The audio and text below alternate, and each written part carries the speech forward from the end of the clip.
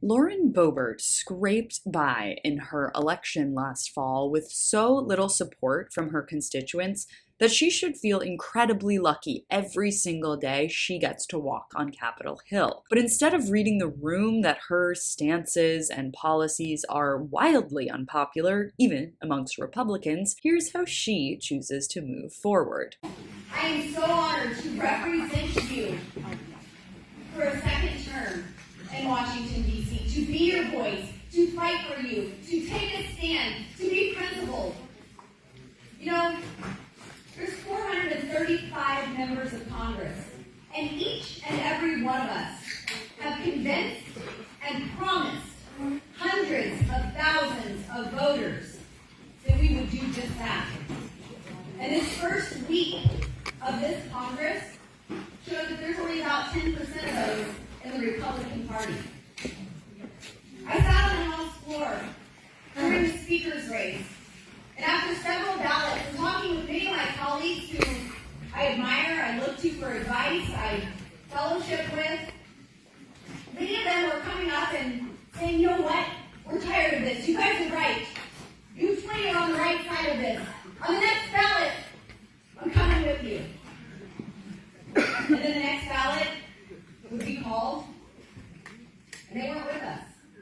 Sure, you could blame 90% of your party for their terrible voting record, or you could take a look in the mirror and really try and understand why your policies are so unpopular, even within an unpopular party. And she's going to seriously need to change her plans if she thinks another election challenge isn't already waiting for a rematch. Adam Frisch, the Democrat who nearly unseated Boebert in the fall, is not taking his defeat quietly, nor should he, as a Democrat running in a heavily lean Republican district. He did extremely well, ultimately losing by something like only 500 votes. The Colorado Sun is out with a new editorial about how his chances of victory are only getting stronger with each passing day of Boebert just opening her mouth, like in this recent interview. And so this is going to be a fantastic Congress where we're going to really be able to accomplish a lot for the American people.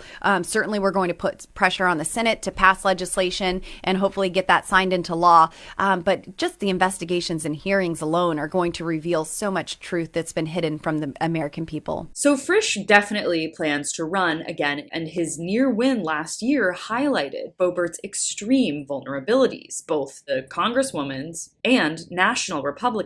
And with Boebert calling out 90% of her own party, it's safe to say that 90% of them will definitely not go to bat for her in the next election cycle.